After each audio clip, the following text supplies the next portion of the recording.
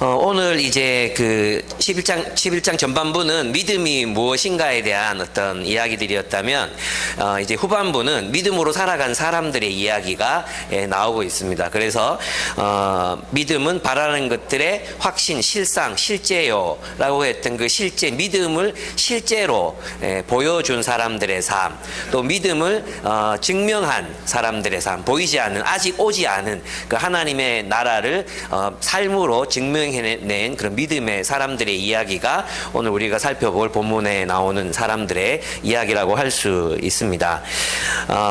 그래서 저는 이제 이 본문을 보면서 이런 생각이 들었습니다. 한번 시험해 볼까요? 넘어가나요? 네.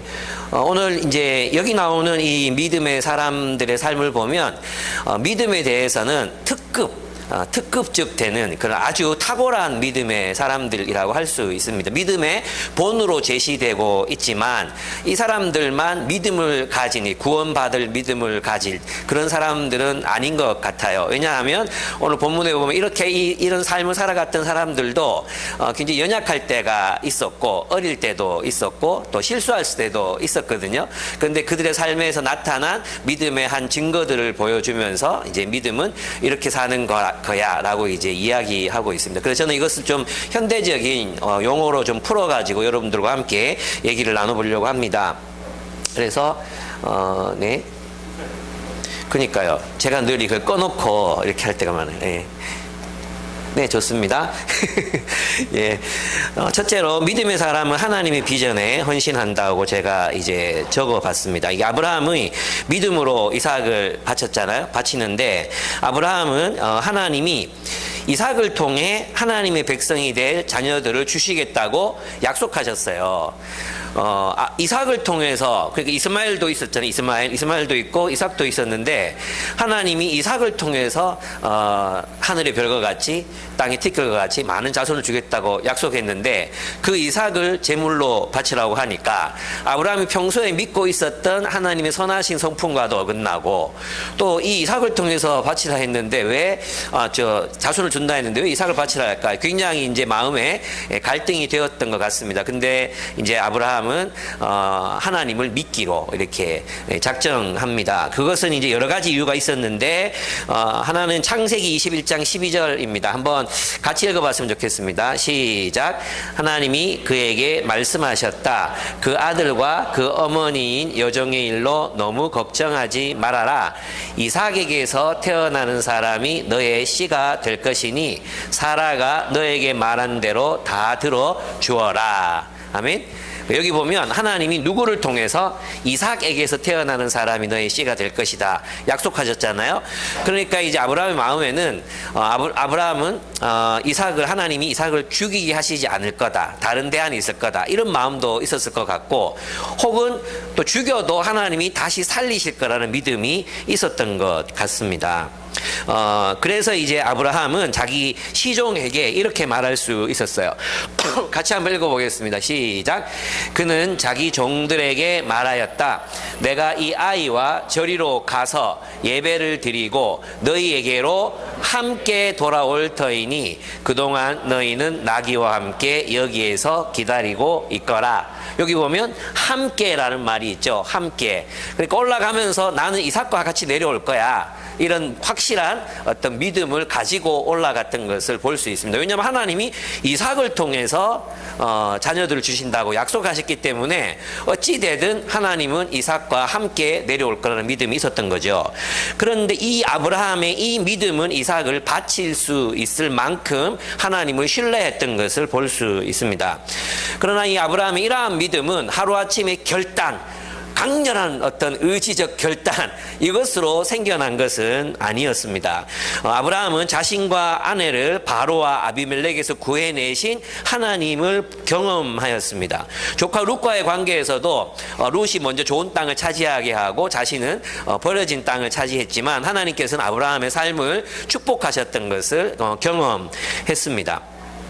롯의 가족이 이제 납치되어 갔을 때에도 적은 수의 인원으로 10부족을 무너뜨리고 연합군인 그 나라들을 쳐서 구출해 오는 그런 대승을 거두게도 하셨습니다. 이 모든 것들을 경험했습니다. 결정적으로 그는 아이를 가질 수 없는 몸, 아이를 가질 수 없는 아내였음에도 불구하고 아이를 갖게 하시는, 불가능을 가능케 하시는 하나님의 능력을 보았던 것입니다. 그래서 아브라함이 이런 거 여기 보면 믿음의 영웅들이라고 되어 있지만 사실은 있잖아요.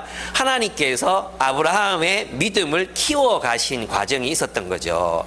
그렇죠? 그래서 작은 믿음의 순종들을 통해서 아브라함은 계속해서 더 큰 요구를 받게 되는데 이때쯤 돼서는 하나님이 판단하셨어요. 시험하셨다고 하시지만 실제로는 지금쯤 아브라함은 이삭을 바치라 해도 바치겠다 이런 확신이 있어서 그랬지. 만약에 아브라함이 하나님 처음 따라가는데 아들 낳자마자 바쳐라 이러면 아마 못 바쳤을 것 같거든요. 그런데 하나님께서는 그래서 있잖아요.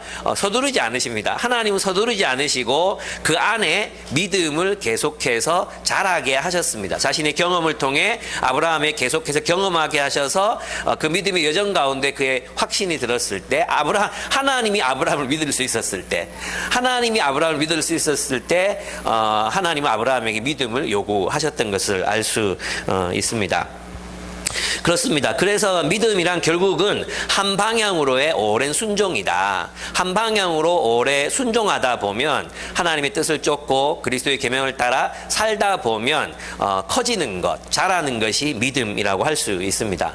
그래서 우리는 안 믿어지는 것을 억지로 막 강력한 의지적 결단으로 믿는다고 해서 믿어지는 것이 아니라 우리가 좀 불신이 되지만 안 믿어지지만 하나님의 말씀, 그 행동이 믿음을 가져온다 했잖아요.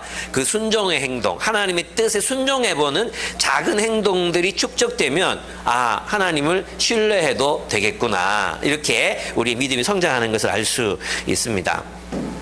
근데 이런 믿음을 가졌다고 해도 실제로 이제 이삭을 데리고 제단에 묻고 칼을 들 수 있는 아버지는 사실 없어요. 그래서 이제 제가 그 작가의 이름을 잊어버렸는데 어떤 작가가 이 장면이 너무나도 유명한 장면이기 때문에 많은 사람이 그림으로 그렸거든요.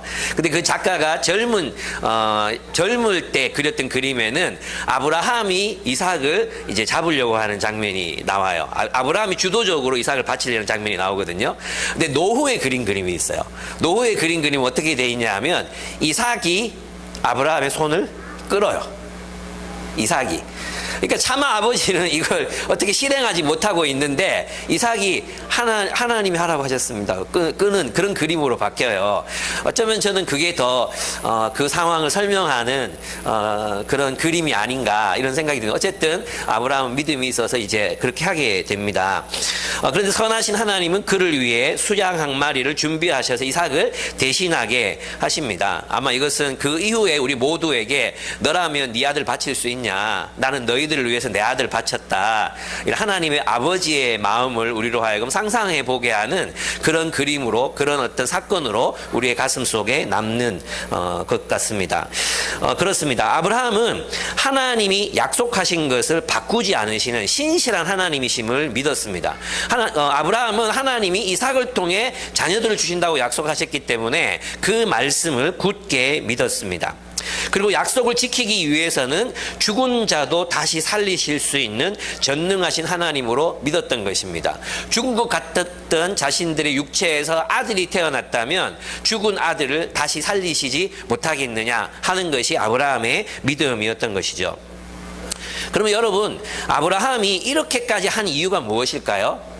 왜 자신의 아들을 바치라고 하는 신의 명령에, 자신의 아들까지 바치라고 하는 신의 명령에 그는 복종했을까요? 궁금하지 않으십니까? 뭐 이딴 신 난 안 믿어 하고 갈 수도 있잖아요. 이딴 신 안 믿어 하고 그냥 당신하고 나는 당신 하나님으로 섬기지 않겠습니다. 그리고 떠나면 되잖아요. 그죠? 뭐 그러면 하나님이 또 벌 주시나? 어쨌든 그 하나님을 자신의 하나님으로 섬기지 않을 자유도 분명히 아브라함에게 있었음에도 불구하고 왜 그는 하나님을 따라 하나님의 백성이 되겠노라고 그렇게 결단하고 이삭까지 바치는 결행을 하게 되었을까요? 저는 그렇습니다. 이제 이 사건이 이 사건이 창세기 22장에 나오잖아요. 근데 창세기 18장, 18절, 18장에 보면은 하나님이 아브라함을 부르신 목적이 명시돼요. 그죠? 그게 뭐냐면 내가 너로 강대한 나라가 되게 하고 너의 자손을 하늘의 별같이 땅의 티끌같이 많아지게 하겠다. 강대한 나라, 그리고 여호와의 도를 지켜 의와 공의, 정의와 공의를 행하는 나라가 되게 하겠다. 여기 이거죠. 이 비전. 하나님이 나를 통해 하나님의 나라를 세우시겠다고 하신 그 약속. 그 약속에 헌신했기 때문에, 하나님의 그 비전에 동의했기 때문에 그는 이것을 포기할 수 없었던 것 같아요. 그러니까 하나님을 자신의 하나님으로 섬길 수 있는 동기가 결국은 하나님이 세우실 그 하나님의 나라에 있었다는 것입니다. 바로 그 이유 때문에 나는 당신의 백성이 되겠습니다. 그리고 나의 자녀들도 당신의 백성으로 살게 하겠습니다라는 결단을 할 수 있었던 것 같습니다. 그래서 믿음이란 그런 것 같아요. 우리가 믿음을 가진다는 건 바로 하나님의 비전에 헌신하는 것이라고 할 수 있습니다. 아들까지 바칠 수 있는 헌신. 그래서 어디서 나오는 것입니까? 그죠? 수많은 우리 이제 한국으로 이제 선교하러 오셨던 구한말의 그런 분들은 배를 타고 오면서 아내도 죽고 자녀들을 그 배에서 자녀들이 죽는 것들을 경험했어요. 몇 달씩 걸려서 와야 됐으니까. 그리고 와서도 풍토병에 걸려가지고, 우리 이제 제일교회 옆에 동산병원 그 이제 언덕에 가면 그분들의 무덤이 있지 않습니까? 그죠? 선교사님들의 무덤. 어쩌면 그 헌신, 가족들의 안전, 가족들의 평화, 가족들의 어떤 평안까지 버려가면서 그분들이 헌신할 수 있었던 이유, 이 머나먼 한국 땅, 정말 옛날로 치면 식인종이 사는지 뭐 어떤 사람이 사는지 정말 미지의 땅이었던 한국으로 와서 그들의 삶을 드릴 수 있었던 이유는 무엇입니까? 바로 그 하나님 나라에 대한, 하나님께서 장차 가지고 오실 그 나라, 천국에 대한 소망, 하나님 나라에 대한 소망 때문에 그들은 그런 삶을 살아갈 수 있었던 거죠. 저는 그것이 믿음이라고 생각합니다. 그래서 믿음은 1차적으로 하나님의 비전에 대한 헌신, 하나님의 비전에 대한 동의, 하나님이 세우시는 하나님의 정의와 공의의 나라에 대한 동의와 헌신이 바로 믿음으로 표현되는 것이라고 저는 말하고 싶습니다. 그래서 그 하나님 나라의 의와 그 비전에 동의하지 않고 자신의 야망만을 꿈꾸고 자신의 어떤 쾌락만을 위해 살면서 내가 믿음을 가졌다라고 말하는 것은 성경이 말하는, 특별히 히브리서가 말하는 이런 믿음하고는 거리가 먼 그런 믿음이라고 할 수 있습니다. 여러분, 이 비전에 동의하셨습니까? 예, 그래서 우리가 함께 예배 드리고 있잖아요. 그래서 여러분 기쁨의 교회를 선택하신 거잖아요. 맞죠? 네. 아멘. 그래서 저는 여러분이 좋습니다. 오늘 찬양을 함께 하는데도 얼마나 마음이 감동이 되는지, 이제 우리 안에 있던 슬픔이나 이런 것들을 주님이 치료하셨고 하나님께서 또 우리를 새 힘을 주시는구나, 이런 느낌이 너무 강하게 들었습니다. 너무 감사합니다. 그렇습니다. 우리가 이 비전을 가졌다면, 또 아브라함이 바라보았던 그 비전이 우리에게 실현되고 있는 것이 맞다면, 우리는 어떻게 이 비전을 우리의 믿음으로 표현할 수 있을까요? 그렇죠. 그러면 아브라함이 바라봤던 그 비전이 이제 지금 우리가 살아가는 세계에서는 일부 성취된 것이잖아요. 그래서 이제 39절 한번 보시면, 39절을 보시면, 이 사람들은 모두 믿음으로 말미암아 훌륭한 사람이라는 평판을 받았지만 약속된 것을 받지는 못하였습니다. 그 약속된 게 뭐였습니까? 하나님 나라잖아. 하나님 나라, 하나님 그리스도의 나라, 그리스도께서 다스리시는 나라, 그 나라를 받지는 못했어. 그러나 40절, 하나님께서 우리를 위하여 더 좋은 계획을 미리 세워 우리가 없이는 그들이 완성에 이르지 못하게 하신 것입니다. 우리의 존재가 완성에 이르는 중간 단계라는 거죠. 그죠? 그럼 완성이 됐어. 그들이 바라봤던 하나님의 의와 공의를 실현하는 공동체가 세상에 세워지는 거, 하나님 나라가 세워지는 게 목표였다면, 그들이 바라본 꿈이었다면, 우리는 그리스도의 통치로 이 하나님의 통치가 실현되는 공동체를 살고 있잖아요. 그리스도를 따라서 우리 이 교회 공동체가, 기쁨의 교회 공동체가, 또 세상의 수많은 교회 공동체들이 그 하나님의 의와 공의가 실현된 하나님 나라를 살아가고 있는 거 아닙니까? 맞습니까? 그렇다면 이 비전을 가진 사람, 하나님 나라의 비전을 가진 사람이라면 저는 이런 것 같아요. 그래서 초대교회 성도들이 서신서들에서 계속해서 강조하고 있는 게 뭡니까? 사랑하라, 더 많이 사랑하라.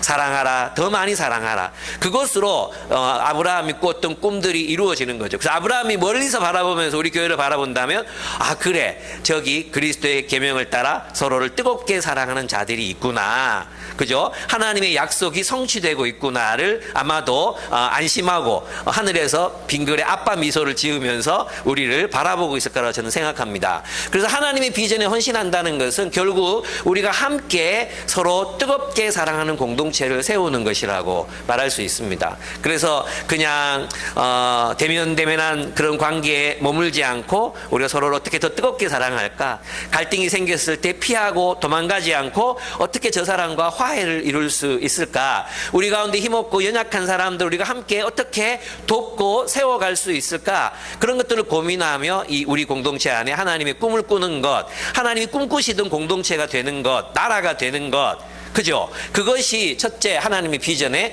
동의하는 삶이 아닌가. 그래서 서신서들에서 하나님의 이 비전이 성취된 공동체임에도 불구하고 막 어마무시하고 거대한 어떤 아젠다를 우리에게 제시하고 있는 게 아니라 사랑하라, 더 많이 사랑하라고 모든 사도들이 공통적으로 이야기하고 있는 이유가 저는 거기에 있다고 생각합니다. 그래서 하나님의 이 비전에 헌신한 사람, 믿음을 가진 사람은 사랑의 공동체를 세우는 일에 헌신할 것이라고 저는 믿습니다. 네. 그리고 믿음의 사람은 오늘 본문에 보면 가정에 대한 이야기가 계속해서 한 몇 번 나오거든요. 저는 이 부분이 굉장히 좋았습니다. 믿음의 사람은 가정을 하나님 나라로 세웁니다. 사실 여기 나오는 이삭과 야곱은 참 연약하고 한심하다고 표현하기까지는 그렇지만 연약하고 이기적이고 또 믿음하고는 좀 거리가 먼 그런 종류의 사람들이었습니다. 무슨 말이냐면 믿음의 사람들은 연약하고 한계가 분명히 있습니다. 그런데 그들은 이제 나이가 들어갈수록 노년이 되어갈수록 이제 어떤 이삭은 나이 들어서 이제 고기를 탐하느라 하나님의 뜻을 잘 분간하지 못하는 상태가 됐잖아요. 그럼에도 불구하고 그의 마음에 그의 자녀들을 향한 어떤 마음이 있었어요. 그의 자녀들을 향한. 그게 놀라워요. 그게 놀랍고, 또 야곱도 있잖아요. 야곱은 진짜 성숙해 갔어요. 야곱은 정말 이기적이고 자기밖에 모르는 사람이었는데 나이 들어갈수록 성숙해요. 진짜 야곱은 고난을 통해 성자가 된 사람이에요. 말년에 지팡이를 의지하고 하나님을 경배하는 모습은 진짜 성자의 모습을 보는 것 같습니다. 그래서 야곱은 뒤꿈치를 잡은 막 교활한 사람 이렇게 여겨지지만 야곱은 진짜 믿음의 길을 잘 걸어가지고 정말 너무나도 성숙한 성자의 모습으로 노년을 마무리하고 있습니다. 또 저도 그렇게 되기를 바라는데요. 여러분, 가정은 어떻습니까? 우리 가정 안에서 우리의 모습은 우리의 실체가 드러나는 곳이잖아요. 그죠? 그래서 밖에서 아무리 신앙 좋은 척 해도 우리 가정에서는 쇼하기가 어려워. 가정에서는 그걸 다 이렇게 진짜 모습이 나타나는 장소가 가정이란 말이에요. 근데 그 가정에서 가장이 어떤 신앙을 가지고 살았는가가 이제 나오는데 한번 보시면 먼저 이게 이제 이삭이죠. 이삭의 축복입니다. 제가 한번 읽어볼게요. 하나님은 하늘의 이슬과 땅의 기름짐이며 또 풍성한 곡식과 포도주를 내게 주시기를 원하노라. 여기까지 보면 기복신앙도 아니고 그냥 이렇게 축복을 했네 이렇게 되잖아요. 그죠? 그런데 그 뒤에 보면은 만민이 너를 섬기고 열국이 내게 굴복하리니 내가 형제들의 주가 되고 내 어머니 아들들이 내게 굴복하며 너를 저주하는 자를 저주를 받고 너를 축복하는 자는 복을 받기를 원하노라 했어요. 이 이제 축복은 하나님이 아브라함에게 주신 축복의 연장입니다. 그러니까 아브라함은 열국의 아비가 될 것이라고 하나님께서 약속해 주셨잖아요. 그리고 모든 나라들은 바로 하나님 나라, 하나님의 통치에 굴복하게 될 것이라고 약속하셨단 말이에요. 그 약속의 연장선으로 이 말씀을 봐야 합니다. 왜냐하면 그냥 보통의 축복들은 그냥 잘 살고 잘 먹고 잘 살아라. 그리고 너의 곡간이 넘치기를 바란다. 너희 자녀들은 공부 잘하고 또 이집트에 한 자리 하고 그렇게 출세하는 요런 데 끝나거든요. 근데 그의 꿈과 비전이 어디까지 이릅니까?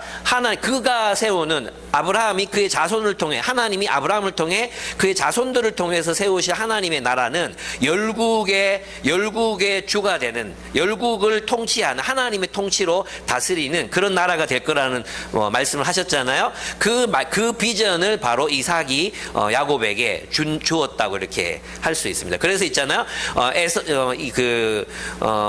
이삭이 야곱에게는 이런 축복을 하지만 에서에게 할 수 없었던 이유가 뭐냐하면 바로 하나님이 하나님의 나라를 야곱을 통해 세우실 것을 알았기 때문에 또 그전에도 얘기했잖아요. 작은 자가 큰 자가 작은 자를 섬기리라 그 말씀을 기억하고 바로 이렇게 하나님 나라의 관점에서 자녀를 축복하고 있습니다. 또 이제 이건 요셉을 축복한 건데 뒤에 이제 요셉을 축복하고 나서 야곱이 12아들들을 이제 11아들을 축복하는 장면이 나와요. 근데 여러분 창세기 읽어보시면 이게 저주인가 축복인가 이게 굉장히 헷갈리는 용어들이 많아요. 이제 그렇긴 한데 어쨌든 요셉에 대해서 이런 축복을 합니다. 나의 할아버지 아브라함과 아버지 이삭을 보살펴 주신 하나님. 예, 하나님에 대한 이야기가 나오죠. 내가 태어난 날로부터 오늘 이르기까지 나의 모사입니다. 모사가 되어주신 하나님, 온갖 어려움에서 나를 건져주신,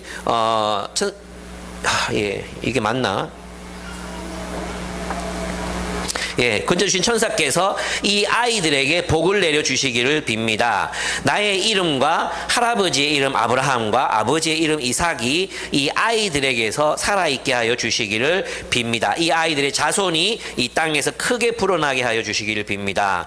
여기 보면 아브라함과 이삭과 야곱의 이름이 그 아이들에게 살아있기를 원한다 이렇게 말하잖아요. 그러면 우리가 이스라엘 하나님을 말할 때 아브라함의 하나님, 이삭의 하나님, 야곱의 하나님 너희에게 말한다, 명한다 이렇게 말했을 때는 하나님의 언약을 상기시키는 말씀이거든요.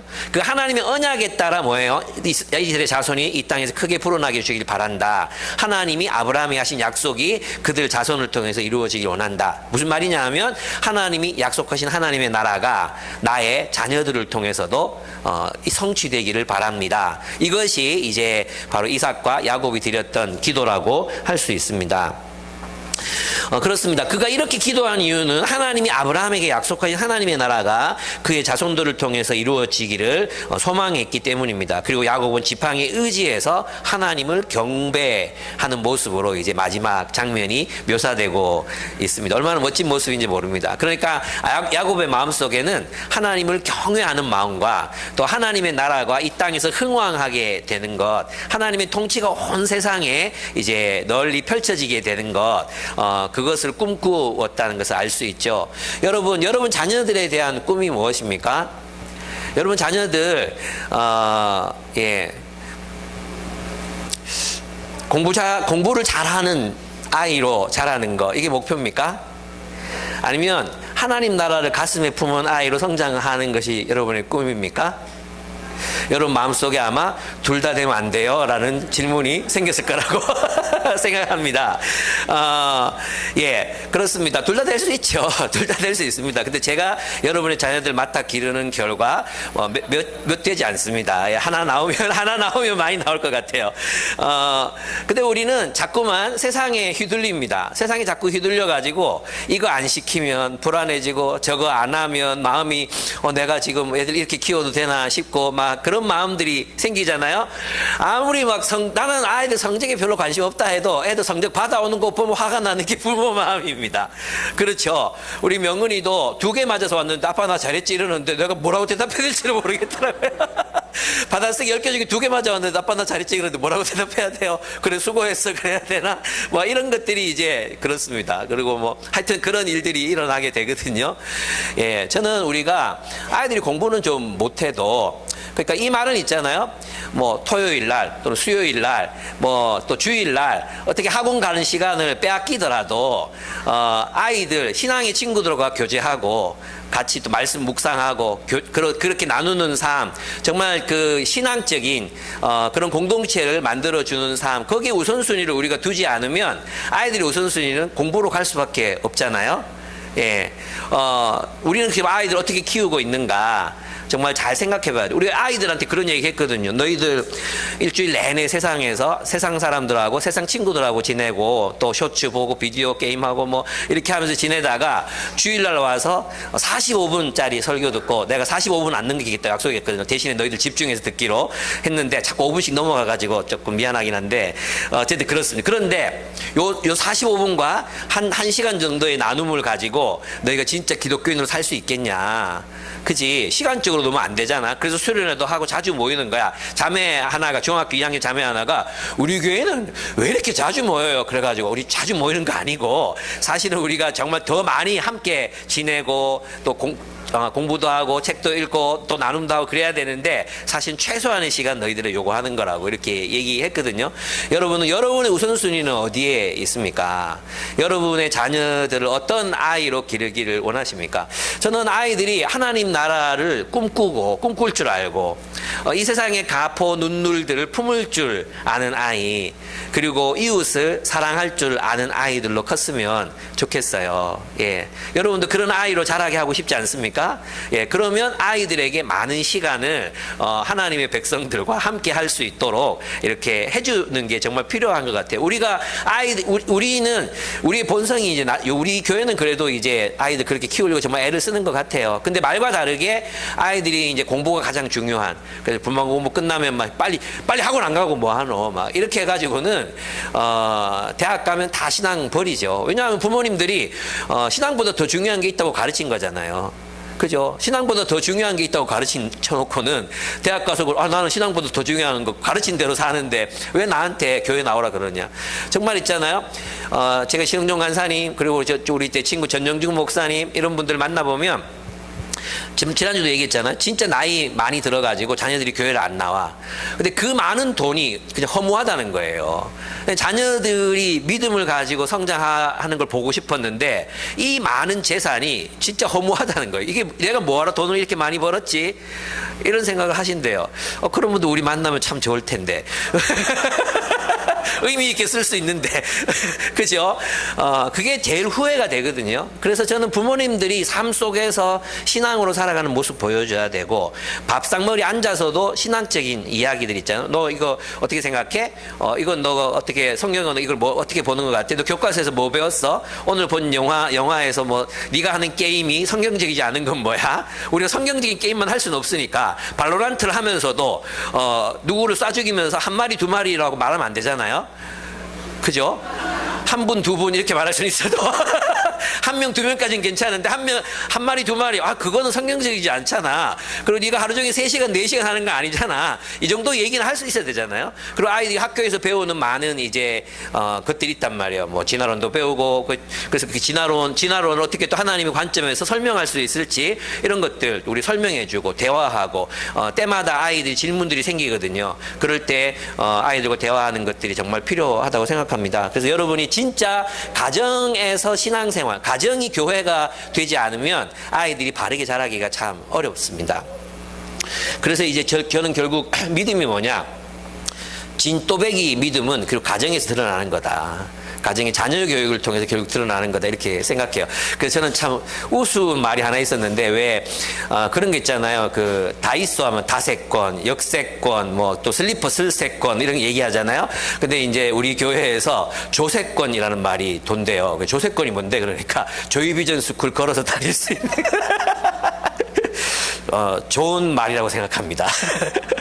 근데 같이 있으면 아무래도 그래도 이제 많은 얘기들 할 수 있고 또 성경이나 이런 것 한 번 더 접할 수 있고 또 기도 이제 성경적인 문화 가운데서 자랄 수 있으니까 그건 참 좋다는 생각이 들었어요. 네. 그렇습니다. 세 번째, 믿음의 사람은 하나님의 백성들과 함께 합니다. 네. 그렇습니다. 믿음의 사람들은 하나님의 백성들과 자신을 동일시합니다. 요셉은 이집트의 2인자였습니다. 그는 그곳에서 부귀와 영화를 누렸습니다. 진짜 고고하게도 발견되는 게 야곱의 인장, 야곱의 도장이라는 게 발견되거든요. 근데 그게 왕족 인장이에요. 왕족 인장. 그러니까 이제 요셉의 시대에 얼마 이제 지나지 않은 그런 시간 동안에는 셈족, 즉 이스라엘 민족이 그 안에서 굉장히 세력을 가진 그런 부유하고 풍요로운 아름다움을 누리는 집단이었다고 할 수 있습니다. 요셉 덕분이죠. 그런데 요셉은 여러분이 만약에 있잖아요. 미국에 갔어요. 미국에 갔는데 최고 부자가 누굴까? 하여튼 미국이 최고 부자가 됐어. 미국 시민이야. 그럼 여러분이 어느 나라 사람으로 살고 싶어요? 그죠? 지금 이스라엘은 생기지도 않았잖아요. 이스라엘은 생기지도 않았거든요. 그냥 부족으로 이제 그 이집트 땅, 목초지, 그곳에서 이제 집단으로 지금 살고 있는데, 요셉은 이집트 2인자야. 나 같으면 이집트 시민, 이집트 국민 되는 게 더 낫지 않습니까? 굳이 내가 야곱의 후손들하고 이집트 사람들 상종하지 않는 그런 사람들하고 내가 나를 동일시해가지고 살아갈 이유가 무엇입니까? 요셉의 시대에는 이집트 역사가 있잖아요. 셈족이 한번 지배하고 힉소스가 한번 지배하고 이렇게 해가지고 막 이렇게 갈리거든요. 근데 이때는 셈족이 지배하는 때였기 때문에 완전히 기세등등할 수 있는, 그죠? 그런 시대였단 말이에요.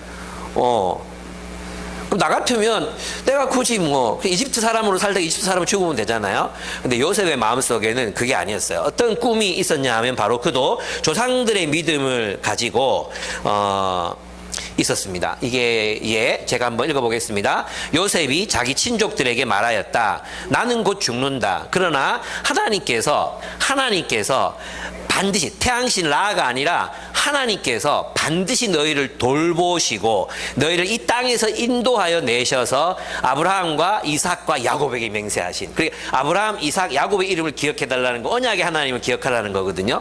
맹세하신 땅에 이르게 하실 것이다. 요셉은 이스라엘 자손에게 맹세를 시키면서 일렀다. 같이 한번 읽어보겠습니다. 시작.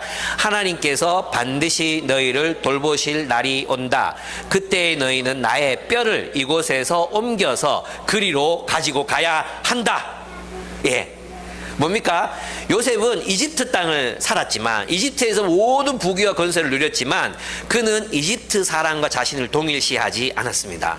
하나님의 백성과 자신을 동일시했던 것입니다. 그래서 반드시 나는 뼈라도 하나님이 약속하신 땅에 묻히고 싶다. 내 뼈를 가지고 가라. 이렇게 얘기하고 있는 것입니다. 예, 이것이 바로 요셉의 마음속 깊은 곳에 있었던 진심, 진또배기 마음이었다고 할 수 있습니다. 모세는요, 출애굽할 때 야곱의 유고를 들고 갑니다. 그리고 세겜 땅에다가 이제 안치하죠. 360년 걸렸습니다. 360년 동안 이제 이 뼈가 이스라엘 자손들에게 이렇게 전수되고 내려왔던 것입니다. 놀랍지 않습니까? 이것은 있잖아요. 이 이스라엘 이 사람들이, 야곱의 후손들이 무엇에 헌신되어 있었다는 걸 말해줍니까? 하나님의 약속. 하나님이 우리를 구출하셔서 저 가나안 땅에 하나님의 나라를 세우실 것이다. 그 비전에 사로잡혀서 그 길을 걸어갔던 것을 볼 수 있습니다. 그렇죠. 그래서 요셉은 이집트의 백성, 이집트에서 인정받는 권력자로 살았지만 그 나라의 백성이 아니라 하나님의 백성이라는 정체성을 가지고 살기를 바랬음을 알 수 있습니다. 저는 이제 지미 카터 대통령을 생각하면 그런 느낌이 많이 들어요. 지미 카터는 대통령직에 있으면서도 매주일, 정말 바쁜 날 아니고는 매주일 자신이 섬기던 침례교회에 가가지고, 이 지미 카터는 침례교인입니다. 침례교회에 가가지고 주일학교 교사를 했습니다. 예, 매주일. 그래서 지미 카터의 마음속에는 아메리카 국민이다, 이것보다도 그 침례교회 성도다, 나는 하나님의 백성이다 하는 마음이 더 컸었어요. 그래서 둘 중에 하나를 선택하라고 하면 자기는 주일학교 섬기는 거 선택하겠다고 얘기했던 그런 놀라운 사람이었거든요. 그렇습니다. 그는 이제 재임해 있을 때도 그랬어요. 미국의 힘을 과시하지 않았습니다. 미국의 힘을 막 그래서 카터 대통령 때 미국의 힘이 많이 약화됐다는 평가를 듣기도 했습니다. 그는 미국의 힘을 과시하지 않았고 국제적인 평화를 이루기 위해 힘을 썼습니다. 그렇죠? 트럼프하고는 완전히 반대의 인물입니다. 근데 미국 기독교인들이 카터보다 트럼프를 지지한다는 것은 굉장히 슬픈 일이라고 할 수 있습니다. 퇴임 후에 그는 트럼프 지지하는 사람들인데 왜 이렇게 분위기가 썰렁해지는지 모르겠는데 퇴임 후에 헤비타트 운동을 통해서 집 없는 사람들이 집을 지어준 것도 바로 그의 신앙적인 그 동기에서 비롯된 것이었습니다. 그리고 퇴임 후에도 지금도 돌아가셨나? 예, 지금 제가 확인 안 해봐 모르겠습니다. 그래서 어쨌든 한 교회에서 성인들과 함께 성경 공부 모임을 계속해서 진행하고 계십니다. 바로 그가 어디에 속한 사람이었는지를 보여주는 거죠. 예. 그렇습니다. 모세는 이집트의 왕자로 살아갈 수 있었으나 하나님의 백성들과 자신을 동일시합니다. 그는 이집트에서 받을 부와 쾌락의 길을 거부하고 이집트를 떠납니다. 이집트의 파라오를 두려워하지 않고 하나님을 바라보고 의지했던 것입니다. 모세가 이런 정체성을 가지게 된 것은 이제 요게벳, 유모로 들어왔던 모세의 어머니의 교육 탓이기도 했어요. 그런데 이제 여러분 아셔야 되는 건 뭐냐면 이때 모세는 셈족이라고 했잖아요. 근데 지금 권력이 바뀌었어요. 권력이 바뀌어가지고 요셉을 모르는 왕이 등극했잖아요. 그래서 있잖아요. 모세의 피부 색깔이 그 이제 힉소스족하고는 달라요. 그래서 이제 모세가 이렇게 이 바구니에서 울고 있으니까 대번 공주가 뭐라고 말해요? 히브리인의 자녀구나라고 얘기해요. 생긴 게 달라요. 그래서 모세는 아마도 왕궁에서 왕족으로 부귀와 영화를 누렸지만 그 안에서 약간은 차별받는 그런 위치에 있었다고 가정해 볼 수 있습니다. 그래서 그는 아마도 자신의 정체성을 굉장히 찾으려고 애를 썼던 것 같아요. 그리고 그가 처음 가졌던 생각은 어떤 생각이었냐 하면 혁명이었어요. 혁명을 꿈꾸거든요. 왜냐하면 이 이스라엘 사람들의 숫자가 이집트인보다 많아졌거든요. 그래서 혁명을 꿈꿔요. 그래서 이제 죽이잖아요. 그 이집트 동족을 막 패고 있는 사람을 죽이잖아요. 그러면 모세는 그들이 자기를 지지할 줄 알았거든요. 근데 한 사람이 뭐라 그러면 네가 우리의 왕이라도 되려느냐 이렇게 말해요. 네가 우리의 왕이라도 되려느냐라고 말하거든요. 그러면 그 다음에 모세가 사람 죽인 게 탈로 나가지고 도망을 간 게 아니라 사실은 그 마음 속에 혁명을 꿈꾸고 있었는데 그 혁명이 탄로난 거예요. 혁명 의도가 탄로난 거예요. 그래서 무력한 자로 쫓겨나게 되는 거죠. 근데 하나님께서는 모세의 마음에 가졌던 혁명적인 꿈이 아니고 어떤 꿈이에요? 하나님의 꿈을 심어 주시거든요. 하나님의 꿈, 그것은 바로 새로운 창조죠. 그 이스라엘 이집트에서 이끌어내서 광야를 통해 하나님의 나라를 세우시겠다는 새로운 창조, 거기에 모세는 동의하게 됩니다. 그리고 이집트 왕족의 자리를 떠나서 종족과 함께하는 길을 이제 선택하게 되었다는 것이 그런 어떤 맥락이라고 할 수 있습니다. 그래서 히브리서 기자는 모세의 이러한 선택을 그리스도를 위하여 받는 모욕이라고 표현했어요. 그리스도가 없잖아요. 근데 모세의 마음에는 이런 거죠. 이제 하나님이 모세에게 뭐라고 말씀하셨습니까? 이 모세에게 내가 너와 같은 선지자 하나를 일으킬 것이니 너희는 그의 말을 들을지어다. 이렇게 이제 모세가 백성들에게 얘기한단 말이에요. 그러면 이 기도 응답이 어떤 배경에서 나왔는지 한번 상상해 보신 적 있습니까? 어떤 배경에서 나왔겠어요? 뭐냐 하면 모세가 생각해도 야들이 하나님의 나라를 세울 거라고 상상이 안 가는 거예요. 안 그렇습니까?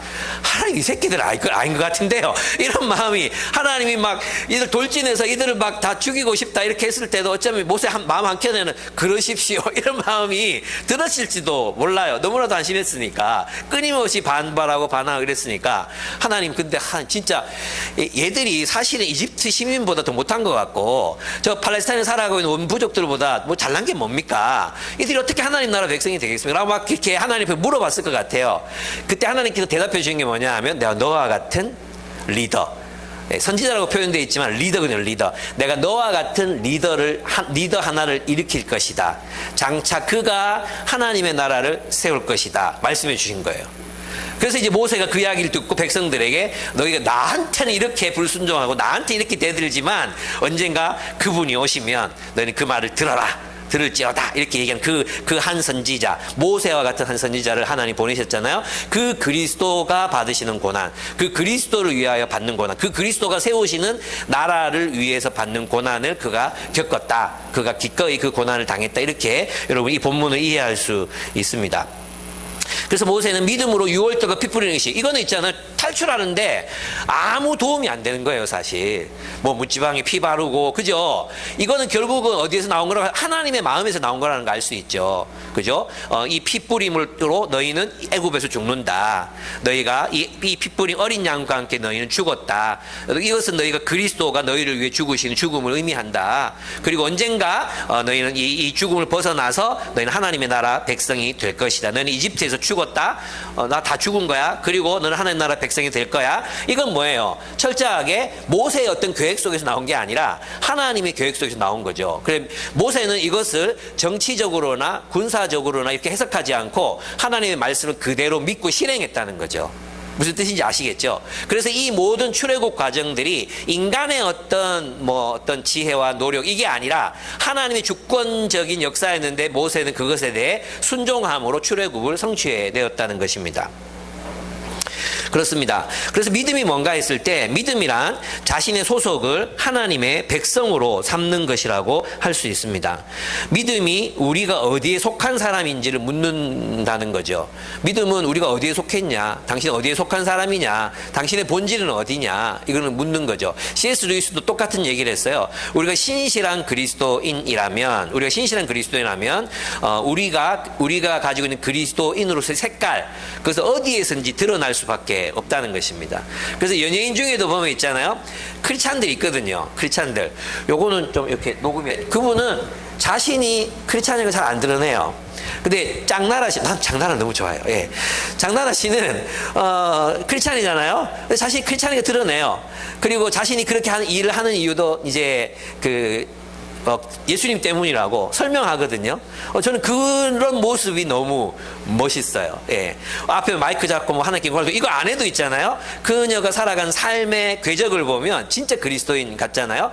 또 최근에 진짜 센세이션을 했던 크리스찬들이 있었어요. 그분이 누구냐 하면 민희진 씨 아십니까? 민희진 압니까? 뉴진스.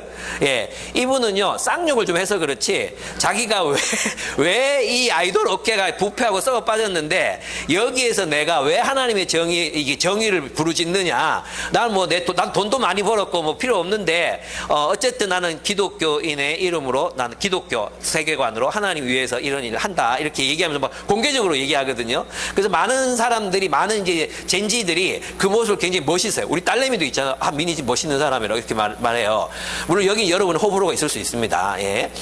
그런데 저는 그런 어떤 정말 자신의 신앙을 드러내는 어떤 사람들, 그런 모습들이 너무 좋은 것 같아요. 또 하나 있잖아요. 또 한 분, 전두환 씨 손자. 그죠? 전두환 씨 손자. 우리 할배 나쁜 놈이다. 이렇게 누가 얘기할 수 있겠어요? 우리 할배 나쁜 놈이다. 지금 우리 집에 돈 많다. 나쁜 돈 많다. 뭐 이렇게 막 고발했잖아요. 그것도 자신의 어떤 신앙을 걸고 한 일이잖아요. 이런 것들이 이제 어떤 우리 믿음의 어떤 고백들이라고 좀 할 수 있을 것 같습니다. 그래서 믿음이란 자신의 소속을 밝히는 거죠.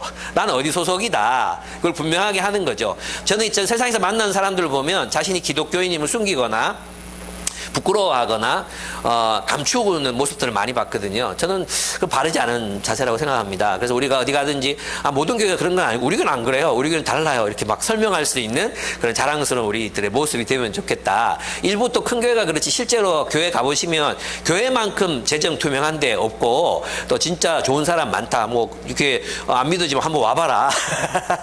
그렇게 우리가 얘기할 수도 있어야 될 것 같습니다. 네 번째, 믿음의 사람들은요, 믿음으로 하나님의 나라를 위한 싸움을 싸웠습니다. 그래서 믿음으로 홍해를 건넙니다. 그러나 애굽 사람들은 홍해에서 수장됐습니다. 근데 한번 생각해 보십시오. 믿음으로 홍해를 건넜습니까? 하나님이 갈라놓은 홍해를 건넜습니까? 하나님이 갈라놓은 거 건넌 거예요. 그래서 하나님 우리에게 믿음의 어떤 결단을 요구할 때는요, 하나님 정말 자비로운 분이에요. 제가 교회를 개척한다고 할 때 이게 막 맨땅에 헤딩이잖아. 맨땅에 헤딩하는 거잖아요. 근데 하나님 보여주시더라고요. 누가 너랑 같이 할 거고 한 1년쯤 지나면 자립하게 될 거야. 이게 보이더라고요. 예. 그랬거든요. 그래서 별로 어려움 없이 하게 됐어요. 그리고 하나님이 네 마누라 있잖아. 이렇게 살 길을 보여주시더라고요. 그래가지고 이게 헌신할 수 있었거든요. 모든 게 그런 것 같아요. 정말 하나님께서 우리에게 어떤 헌신, 믿음의 헌신을 요구하실 때 진짜 막 아무것도 안 보이는 데서 하는 게 아니라 홍해도 갈라놓고 건너가게 하셨습니다. 여리고성도 마찬가지였어요. 그 전에 많은 싸움들이 있었잖아요. 그리고 여리고성 이미 여리고 사람들이 쫄고 있는 게 느껴졌잖아요. 아무것도 못하고 있어. 밖에서 이렇게 7바퀴 돌고 있는데도 아무것도 못하고 있어요. 막 다 얼어붙어가지고. 그리고 소리 지르라 하니까 소리 질렀잖아요. 자신들이 한 게 아무것도 없어. 하나님 무너지게 하셨거든요. 그렇습니다. 라합도 마찬가지였습니다. 라합의 믿음, 이 믿음도 라합이 가만히 관찰해 보니까 어떻게 저 광야에서 한 민족이 일어나서 계속해서 강대국들을 막 무너뜨리면서 여리고까지 왔단 말이에요. 그녀는 제사장이었잖아요. 그러니까 성전에서 섬기는 신전 장기였거든요. 그렇기 때문에 그 영적인 세계를 보는 눈이 있었단 말이에요. 영적인 세계를 보는 눈. 그래서 저들이 섬기는 하나님이 진짜 하나님이구나. 하나님이 여리고에서도 승리하시겠구나. 바로 그것을 믿었다는 것입니다. 그래서 그들이 믿음을 가질 때는 하나님이 믿음을 가질 만한 근거들을 미리 보여주셨어요. 그리고 그 믿음을 갖고 결행하게 하셨던 것입니다.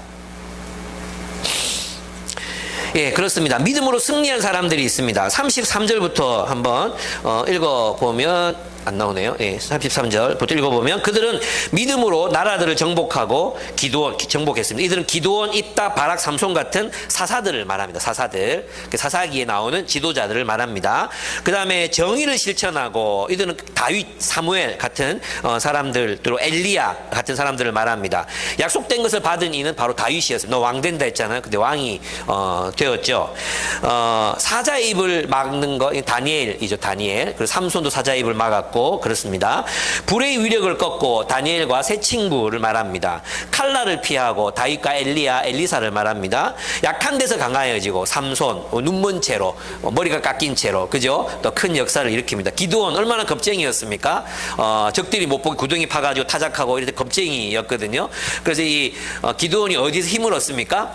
적진에 들어갔는데 적진에 있는 두 병사가 서로 대화하는 거 보고 힘을 얻거든요. 그 대화가 뭔지 아십니까? 보리떡 두덩이가 막 이거 상상하면 난 너무 웃겨요. 보리떡 두덩이가 막 굴러오더니 우리 진을 다 파했다. 근데 여러분 이거 얘기 들으면 얼마나 보리떡 두덩이가? 이거 안 웃깁니까? 이게 나는 이거 본문 볼 때마다 너무 웃겨요. 보리떡 두덩이가 우리를 멸망시켰다고 얘기하는 기드온이 여기 힘을 얻습니다. 그 보리떡이 나구나. 내가 그렇게 연약한 존재인데 하나님이 나를 통해 이기시겠구나. 그래서 기드온이 약한 데서 강해졌잖아요. 그래서 승리하게 됩니다. 이런 거 다 보면 있잖아. 하나님이 이미 너 이긴다, 다 보여줘. 너 이긴다, 너 승리한다, 너 이렇게 될 거다 다 보여주셨거든요. 그래서 거기에 대해서 이제 사람들은 반응했을 뿐이라는 것입니다. 전쟁에서 용맹을 떨치고 외국 군대를 물리쳐서 이는 다윗과 또 마카비 가문을 말합니다. 죽었다가 부활한 가족을 다시 만나는 것, 엘리야와 엘리사의 그 수넴 여인 그리고 사르밧 과부를 말하는 것입니다. 그렇습니다. 그렇다면 오늘날 우리가 하나님 나라의 싸움을 싸운다는 것은 결국 무엇을 의미하겠어요? 믿음은 하나님의 싸움을 싸우는 거죠. 그 하나님의 싸움에 가담하는 것, 하나님이 이기실 것을 믿기 때문에, 궁극적으로 하나님이 승리하실 것을 믿기 때문에 우리가 하나님의 싸움에 가담하는 것, 그 믿음 때문에 하나님의 싸움을 함께 싸우는 사람이 되는 것이 바로 믿음입니다. 그렇다면 오늘날 우리가 하나님 나라의 싸움을 싸우는 건 뭐냐? 우리가 전쟁을 할 것도 아니잖아요. 우리가 전쟁을 할 것도 아니에요. 지금 또 10월 27일 날 보수적인 교회들이 막 200만 명이 모여가지고 차별금지법 반대하는 그런 구국 기도 운동을 한다 그러는데, 그렇게 해야 되는 건가? 그게 승리하는 건가? 전혀 저는 아니라고 생각합니다. 로잔 운동 정신 중에 하나가 뭐, 지금 우리 하나님 나라가 이 도래했고 또 완성되어 가는 중이잖아요. 그 로잔 운동 정신 중에 하나가 뭐냐 하면, 모든 사람이 모든 곳으로라는 모토가 있습니다. 모든 사람이 모든 곳으로. 그래서 이제는 하나님의 승리는 우리 모든 사람들이 모든 곳에서 하나님의 싸움을 싸울 때 일어날 수 있는 승리라고 할 수 있습니다.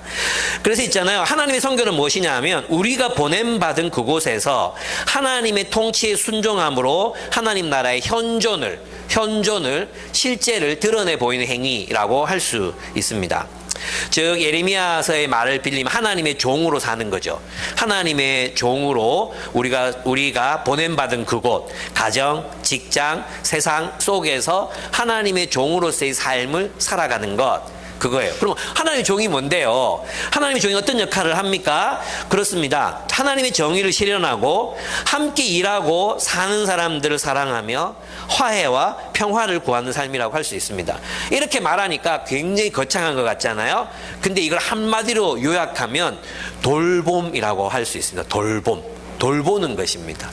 하나님은 아담과 하와를 창조하시고 나서 세상을 생육하고 번성하라, 땅을 다스리고 정복하라 했잖아요. 근데 그걸 가만히 들여다보면 돌보라는 겁니다. 돌보라. 자연을 돌보라. 동물을 돌보라. 너 자신을 돌보라. 사람들을 돌보라. 그래서 하나님의 성교는 돌봄이라고 말할 수도 있습니다.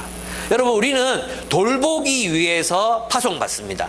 우리가 속한 곳의 사람들을 돌보기 위해서 파송을 받고요. 우리가 살고 있는 지역의 환경을 돌보기 위해서 보냄을 받습니다. 그 돌보라는 사람들을, 가포 눈물들을 돌보라고, 멘티들을 돌보라고 우리는 보내심을 받습니다. 여러분, 직장으로 여러분을 하나님 보내신 이유와 목적은 그곳을 돌보라는 것입니다. 여러분이 하는 일을 통해서 다른 이들을 돌보고 거기 있는 직장 동료들을 돌보는 삶, 그것이 바로 우리의 선교적 소명이라고 할 수 있습니다.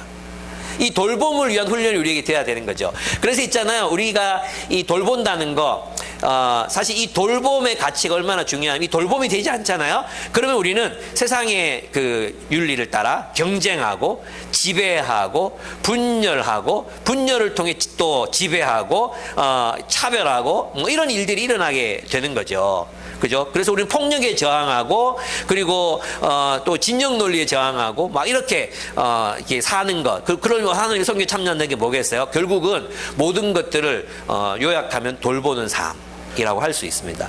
그래서 있잖아요, 지금 우리가 할 일은 세상의 권력을 장악하고 그걸 흔들어 가지고 있잖아요. 저는 왜 200만이 모이는 이 기도 집회를 반대하느냐 하면, 오늘 주일 예배 27일날 주일 예배 다 째고 서울에 가서 데모하자는 거거든요. 차별금지법 통과시키지 말라고 데모하자는 건데, 코로나 때도 예배를 그렇게 시켰던 사람들이 이때는 예배가 안 중요해.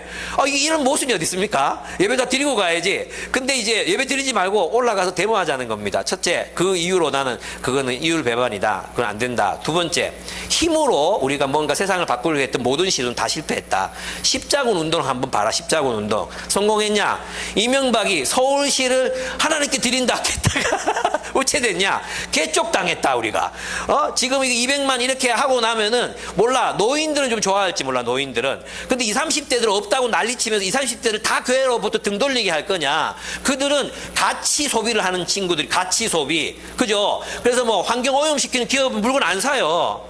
예, 그런 친구들인데, 그런 친구들 앞에서 혐오와 차별을 대놓고 이제 말하면 걔들이 언가이 좋다고, 교회는 완전 반동성애 집단이네 이래 할 거 아닙니까? 왜 교회가 그런 모습으로 나타나야 됩니까? 교회가 우리는 전쟁 반대한다 이런 걸로 200만 모이면 사람들이 기독교가 저런 걸 사지 않겠습니까? 예, 기독교인들이 막 한 500만 300만 모여가지고 우리 여기 헌금해가지고 신혼부부 집지 주자 막, 그리고 전세 사기 피해자들 우리 국가가 못하는 거 우리가 그냥 돈 모아갖고 그냥 다 해접비자 막 이러면은 사람들이 안 믿겠습니까? 왜 기독교의 그 수많은 아름다운 측면을 놔두고 있잖아요. 이거 왜 반대하는지 아십니까? 결국은 우리한테 피해 온다 이거예요. 우리한테 피해 온다. 이런 이기적인 생각이 어디 있습니까? 우리한테 피해 준다 아닙니까? 우리한테 피해 준다. 이거 금지되면 우리가 동성애 반대도 못하고, 설교하면 어떤 사람이 유언비어 성경책 들고 교회 오다가 붙잡혀 간다, 감옥 간다 이런 얘기합니다. 진짜 말도 안 되는 그런 이야기에 완전히 세뇌돼 가지고 진짜 한번 생각을 해보십시오. 동성애자들이 우리 교인을 뺏어갔습니까? 동성애자들이 들어와 가지고 우리 중에 몇 사람이 동성애자가 됐습니까? 막 내가 어떤 분이 나한테 논쟁을 걸어가지고 내가 한번 얘기한 적이 있거든요. 그래서 목사님은 자신이 없으신가 봐요. 동성애자가 한 명 오면 그 교회 사람들 다 동성애 할 건가 보죠? 절대 안 그렇다고. 그럼 왜 걱정하냐고. 걱정할 거 없다고. 근데 뭐 이렇게 동성애 반대한다고 뭐 이렇게 하면 잡혀간다던데, 잡혀가시라고. 잡혀가면 되지. 그 벌금 내면 되지. 그게 뭐 그렇게 걱정되냐고. 우리 그렇게 사는 거지. 너무나도 수동적이잖아요. 너무나도 방어적이잖아요. 우리의 이익을 지키기 위해서 다른 사람의 권리를 그렇게 짓밟아도 됩니까? 이렇게 얘기하고 또 이거 알아가지고 또 저 고발당할지도 몰라요. 침례교 무슨 뭐 윤리위원회 이런 데 올라갈지도 모릅니다. 왜 이런 기독교의 모습이 돼버렸을까? 정말 저는 너무나도 답답하고 화가 나고 그리고 그렇습니다. 그래서 이제 마지막인데, 근데 우리는 있잖아요. 우리의 선교가 사실 그동안 동성애자들, H 환자들 정말 앞장서서 기독교인이 돕고, 여러분 홍석천 그 유명한 얘기 아십니까? 진짜 너무너무 외로워가지고 교회를 갔어요. 진짜 마음이 너무너무 외로워서 교회를 갔는데 자기 옆자리에 아무도 앉지 않고 전부 슬금슬금 피하고 자기를 곁눈질 하더라. 그리고 다시는 교회를 나가지. 이 홍석천 부모님이 목사님인가 장로님인가 그래요. 굉장히 유명한 기독교 집안이에요. 근데 거기에서 자신 더 많은 큰 외로움을 느끼고 갔다는 거죠. 이게 우리 기독교예요. 예, 홍석천 옆에 앉으면 뭐 유혹당합니까? 좀 제발 우리 교회 한번 오시라고. 그러면 여러분도 저 안 되는데 이렇게 생각하지 말고 옆에 앉으세요. 오셨습니까? 잘하셨습니다. 안아도 드리고. 거기 위험합니까? 안 그렇습니다. 예, 우리는 있잖아요. 그런 분들을 돌보지 않았습니다. 우리는 사실 있잖아요. 그들을 돌보지 않은 걸 회개해야지. 뭘 회개합니까 도대체? 누구 보고 회개하라고 합니까? 우리 안에 회개할 게 얼마나 많습니까? 우리 안에 회개할 게 얼마나 많습니까? 아파트 투기한 거 회개해야죠. 그리고 총회장 불륜 저질러 놓고 치리도 못하는 거 회개해야죠. 얼마나 수많은 성범죄들이 교회에서 일어났습니까? 그거 회개해야죠. 회개할 게 얼마나 많습니까? 근데 우리 죄는 관가하고 짓지도 않은 사람들한테 우리가 막 이렇게 회개하라고 한다는 것은 정말 말도 안 되는 행태라고 생각합니다. 네, 그렇습니다. 우리 하나님의 선교에 참여한다는 것은 그렇게 공격적인 깃발 들고 나가서 세상을 그냥 바꿔버리자 이렇게 해가지고는 그 폭력일 수밖에 없습니다. 우리의 섬김은 돌봄으로 나타나야 합니다. 예, 그렇습니다. 세 번째, 다섯 번째 마지막입니다. 믿음의 사람들 결코 세상에 굴복하지 않았습니다. 그렇죠. 그들은 고문, 조롱, 채찍질, 결박, 감옥, 시련, 돌팔매질, 톱질을 당해 죽기도 하고 칼에 죽기도 했습니다. 이런 많은 선지자들 그리고 예언자들, 마카비 시대의 마카비 형제들 그리고 바울과 같은 사도들을 의미합니다. 그들은 궁핍과 고난과 학대를 기꺼이 당했습니다. 그리고 세상의 화려한 옷들, 명품을 걸칠 수 있는 집안에 태어나기도 했지만 그들은 그 모든 옷들을 마다하고 양과 염소 가죽을 입고 다녔습니다. 누구였습니까? 엘리야가 그랬고 침례 요한이 그랬습니다. 이런 사람들은 세상이 감당할 수 없어서 산과 동굴과 땅굴을 헤매며 다녔습니다. 세상이 그들을 받아줄 수가 없었던 것입니다. 그렇습니다. 왜 그렇게 살았습니까? 하나님께서 하나님의 나라를 그들에게 유업으로 주실 것을 믿었기 때문입니다. 아까 말씀드렸지만 구한말 우리나라의 선교사로 오신 분들이 바로 그런 사람들이었습니다. 고국에서의 보장된 미래와 안정된 삶, 주로 오셨던 분들이 교사, 의사, 간호사 이런 사람들이었어요. 귀족의 자녀들이었습니다. 특별히 중국으로 선교를 떠난 케임브리지 세븐, 이 사람들은 영국의 굉장히 유명한 그런 대학을 다녔던 케임브리지 출신의 한 분이 아마 거기서 빠지지 싶은데 어쨌든 굉장히 유력한 집안의 자제들이었습니다. 그들은 타국에 와서 자신들의 젊음과 인생을 바쳤습니다. 아까도 말씀드렸지만 많은 선교사들이 배를 타고 오는 중에 아내가 죽기도 하고 자녀들이 죽기도 했습니다. 와서 또 많은 가족들을 잃어버리기도 했습니다. 그런데 그들은 고국이 아닌 이 땅에 묻히기를 기뻐했습니다. 왜 그랬을까요? 하나님을 믿고 장차 주실 하나님의 나라를 기다렸기 때문입니다. 중세교회가 권력과 돈에 취해 갔을 때 믿음의 사람들은 진정한 그리스도인으로 살고 싶어서 참된 신앙인으로 모두가 기독교인이나 모두가 아니면 크리스찬이라고 말하는 그 시대에 진짜 기독교인으로 살고 싶어서 사막을 향해 나아갔습니다. 그곳에서 그들을 따라 들어온 사람들과 수도원을 세웠습니다.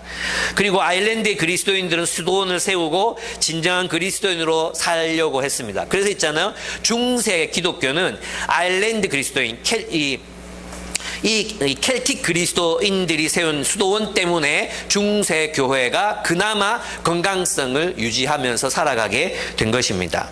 결국 중세에 타락하여 가는 교회를 새롭게 하는 원천이 되었습니다. 그렇다면 우리들에게는 이 세상에 굴복하지 않는 믿음은 무엇일까요? 그것은 바로 우리가 몸담고 살아가고 있는 세상, 이 자본주의적 원리, 자본주의가 우리를 스며들게 한 오스티니스가 말했던 무덤 파는 그리스도인이라는 책에서 말했잖아요. 기독교는 자본주의를 발전시키는데 굉장히 중요한 기여를 합니다. 근데 지금은 그 자본주의의 배설물 속에서 기독교가 죽어가고 있다는 겁니다. 마치 왜 형벌 중에 그거 있잖아요. 그냥 화장실 만들어주지 않고 땅 파놓고 화장실을 만들어주지 않는 거예요. 그럼 처음에는 뭐 이것도 벌인가 하다가 점점 그 똥독에 올라가지고 사람이 죽는 형벌이 있거든요. 그것처럼 우리 세계 교회, 미국 교회뿐만 아니라 세계 모든 교회들이 바로 그렇게 똥통에 빠져서 지금 죽어가고 있는 그런 현실이거든요. 그럼 우리가 해야 될 일이 뭐겠습니까? 바로 복음이 아닌 것들을, 우리 삶에 스며들어 있는 그 복음이 아닌 자본주의의 생활 방식들, 원리들, 그런 것들을 분별해내고 벗어나려는 노력들이 필요합니다. 뭐 내돈내산, 소비주의, 또 우리 안에 스며들어 있는 폭력성, 그리고 진영 논리, 흑백 논리, 능력주의, 이런 것들을 거부하고 그리스도를 따르는 삶이 바로 믿음의 삶이라고 할 수 있습니다. 그래서 저는 우리가 지금 여기에서 믿음으로 사는 것, 세상에 굴복하지 않고 사는 것이 무엇일까를 정말로 고민한다면 우리 삶에 스며들어 있는 세상의 가치관들, 그것이 뭔가, 내가 당연히 여기고 살아가고 있는 그것들, 나도 모르게 세상의 정복당에 살아가고 있는 그것은 무엇인가. 여러분, 중세의 그 수도 공동체들이나 또 초대교회의 사도들은 철저하게 로마 제국의 라이프 스타일, 유대인들의 그 스타일의, 그 라이프 스타일에 자신들이 함몰되지 않기를, 정말 복음으로 살아가기를 그렇게 간절히 소망하면서 자신들의 삶의 순결성을 지켜 나갔습니다. 우리도 그래야 됩니다. 예, 우리도 그래야 됩니다. 사실 동성애는 우리에게 직접적인 영향을 주기 어려워요. 예, 그건 뭐 성향의 문제이기도 하기 때문에 동성애자 아닌 사람이 동성애에 끌려가지고 동성애 이런 일은 일어나지 않거든요. 그죠? 그렇다면 우리가 진짜 방어해야 되는 게 뭐겠습니까? 우리 아이들이 내돈내산, 그죠? 그리고 뭐 각자 도생, 또 혼자 고립된 삶, 또 소비주의 문화, 또 미디어에 그냥 잠식당하고 있지는 않은지, 게임들 중에서도 뭐 괜찮은, 뭐 요거는 뭐 분별하면서 하면 괜찮겠다는 것도 있지만 이거는 좀 안 좋은 건데 분명히 그런 게 있거든요. 그런 것들을 이제 분별해서 아이들을 너 이거는 왜 무조건 안 돼 하면 반발심 때문에 안 되잖아요. 왜 너 이거 여기 들어있는 세계관이 뭐라고 생각해? 이번에 세계관 캠프 가잖아요. 여기 들어있는 세계관이 뭐라고 생각해? 이거는 이 사람들은 뭐 어떤 세계관으로 이걸 만든 것 같아? 이걸 분별할 수 있도록 가르치고 그리스도의 말씀이 우리에게 뭘 요구하는지를 찾아서 순종하게 하는 그 훈련들이 지금부터 일어나야 된다고 저는 믿습니다. 우리 자신부터가 그렇게 살아가야 한다고 믿습니다. 그렇습니다. 그리고 이제 우리 사회 막 흑백 논리, 흑 아니면 백, 나는 있잖아요. 그 개혁주의 교회들이, 복음주의고 개혁주의 교회들이 제일 싫어하는 게 뭔지 아십니까? 율법이거든, 율법주의. 그죠? 많이 들어봤죠? 율법주의 하면은 막 진짜 경기하거든, 경기. 근데 있잖아요, 자기 자신들에 대해서는 너무나도 너그러운 은혜로 자기를 봐요. 너무나도 너그러운 은혜의 관점으로 자기를 보고요, 남들에 대해서는 율법주의로 보는 거예요. 저 새끼들 저거 하면 안 되지, 이렇게 보는 거예요. 반대가 돼야 안 됩니까? 그렇습니다. 저는 이런 부분에서도 우리가 잘 분별해야 돼. 흑백 논리에 빠지면 안 된다. 진영 논리에 빠지면 안 된다. 이번에 이제 뭐 오늘도 수많은 교회들 한강 얘기를 할 건데 안 하려고 하다가 또 하게 되는데, 한강이 노벨 문학상을 받았잖아요. 저는 그 채식주의자 읽으면서 불편해가지고 진짜 너무 괴롭다, 고통스러워하면서 끝까지 읽었던 기억이 나거든요. 그게 왜 괴로웠냐 하면 폭력이었거든요. 폭력. 그 약자를 향해, 개인을 향해 막 고기를 막 딸아이의 입에 막 쳐넣어주는 그런 장면들이 막 나오거든요. 그게 너무 불편한 거예요. 왜 불편했까 생각해 보면은, 우리가 그런 폭력에 쩔어 있는 문화 속에서 살아가고 있으니까 내가 행하는 그게 폭력인지도 모르고 그렇게 살고 있을 때가 진짜 많다는 생각이 들었어요. 우리가 이거 분별해야 됩니다. 예. 그런데 이 한강이 이제 내가 몇 권의 책을 읽어본 건 아니지만, 소년이 온다, 뭐, 그도 채식주의자, 이런 책들을 이렇게 보면, 결국 이제 광주잖아요, 광주. 우리나라에서는 광주가 바로 그런 폭력의 희생양이었잖아요. 그리고 제주 4.3 사건, 이런 것들도 마찬가지 폭력이었잖아요. 저는 이런 어떤 부분에서 그리스도인들이 약자들을 향해서 약자들을 돌보고 약자들을 섬기고 이렇게 해야 되는데, 우리 여기 이념으로 가버리는 거죠. 그거 빨갱이 아니야?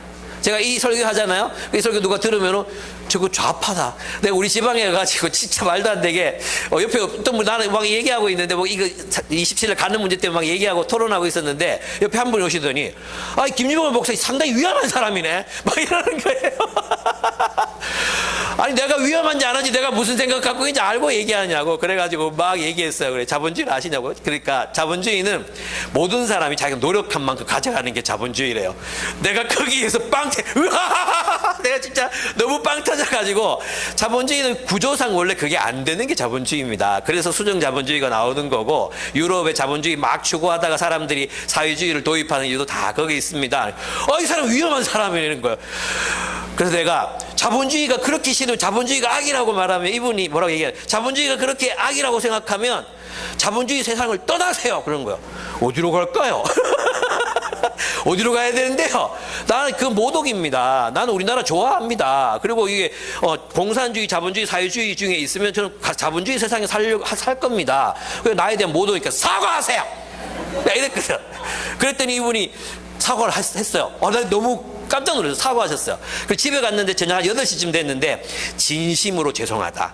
모독적인 언사를 써서 죄송하다. 이분이 이제 또 우리 편이 될 수 있는 가능성이 높아졌어요. 예, 여러분 있잖아요. 요거 얘기하고 마칠게. 이거는 이제 저희 지방애가 완전 진짜 극보수에다가 완전 태극기 부대이었거든요. 근데 우리 8년, 9년 동안 성경 공부했잖아요. 근데 이번에 이제 전남식 목사님이라고 동성애 집회 가서 축복기도 해준 분이 있어요. 근데 저는 분별 없는 행동이었다고 저는 개인적으로 생각해요. 근데 그분이 7일을 당할 만큼, 제명을 당할 만큼의 죄는 아니다. 그러면 동성애자의 누군가는 친구가 돼야 그 사람들이 복음을 듣지. 다 혐오하고 차별하는데 누가 오냐. 그래서 친구가 예수님 세리와 창기의 친구였다. 예수님 바로 야곱은 바로를 축복했다. 이걸 하면 안 된다. 이랬거든요. 그랬는데 옛날 같으면 있잖아요. 완전 이제 24대 1로 내가 지는 거예요. 24대 1로 투표하면. 이거 무기명 투표했거든요. 근데 9대9예요, 9대9. 9대9. 김유봉 목사의 리더십.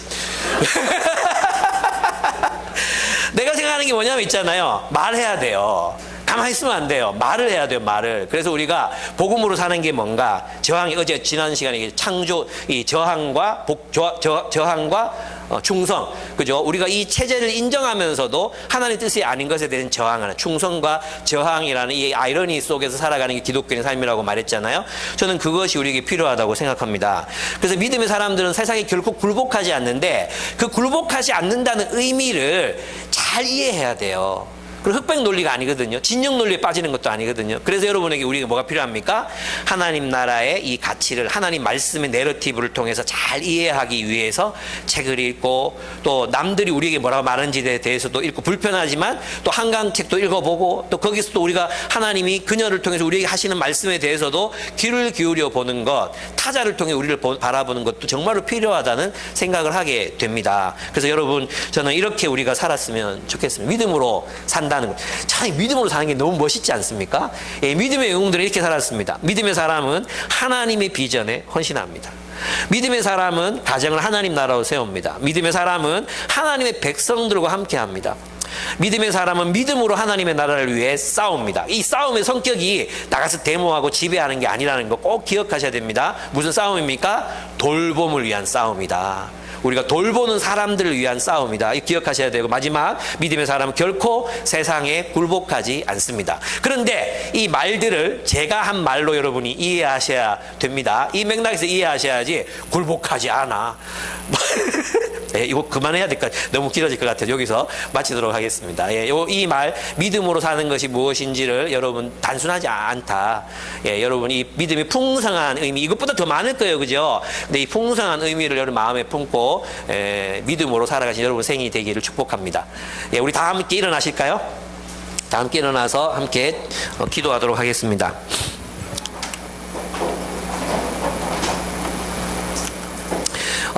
예.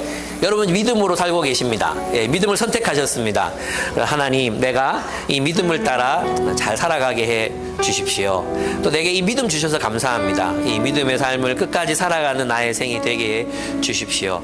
세상에 휘둘리지도 말고 오직 그 당신이 세우실 그 하나님의 나라, 그리스도를 통해 도래한 그 하나님의 나라를 사랑하고 또 그것을 꿈꾸고 우리 기쁨의 교회 공동체를 하나님 나라로 세우고 여러분의 가정을 하나님의 나라로 세우고 온 세상에 하나님의 선교를 실행하고 있는 그곳에서 사람들 돌보고 사는 그래서 하나님의 싸움을 싸우는 그런 삶을 살아가겠노라고 하나님 앞에 결단하며 나아갔으면 좋겠습니다. 함께 기도하시겠습니다.